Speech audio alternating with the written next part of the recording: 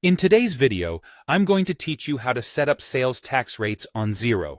Whether you're starting a new business or just need to ensure your finance systems are up to date, this simple guide will help you get your tax rates organized in no time. Let's get started by accessing your Xero account. Once you've logged in, you'll notice a variety of options. However, for this task, our focus is on the settings specific to your company. Start by clicking on your company name, which is typically located at the top of the page. This action will trigger a drop-down menu with several choices.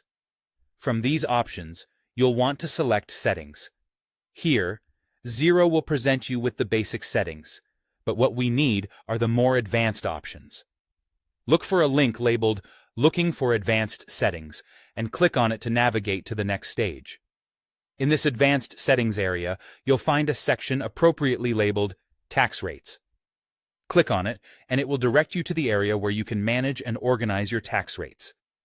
At the Tax Rates page, you have the flexibility to adjust existing rates or add new ones. For our purpose today, let's move forward with adding a new tax rate. Look for the button labeled New Tax Rate.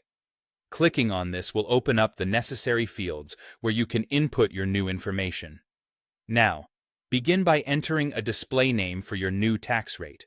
This name is crucial because it's how the rate will be referenced in the future, so strive to make it clear and descriptive.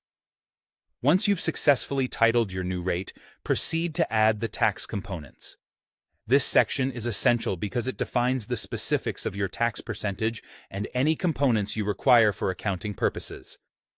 After you've finished entering all the essential details for the tax rate components, the next step is crucial: save your work. You'll typically find the Save button located at the bottom right of the screen. Click this to ensure all your changes and new inputs are securely stored within the system. Now, let's say you need to remove a tax rate at some point in the future. First, navigate back to the list of tax rates, then select the specific tax rate you want to delete. Once selected, a Delete option will become available. Click on Delete, and you'll need to confirm your action by selecting OK in the confirmation prompt. This process will permanently remove the chosen tax rate from Xero. Congratulations!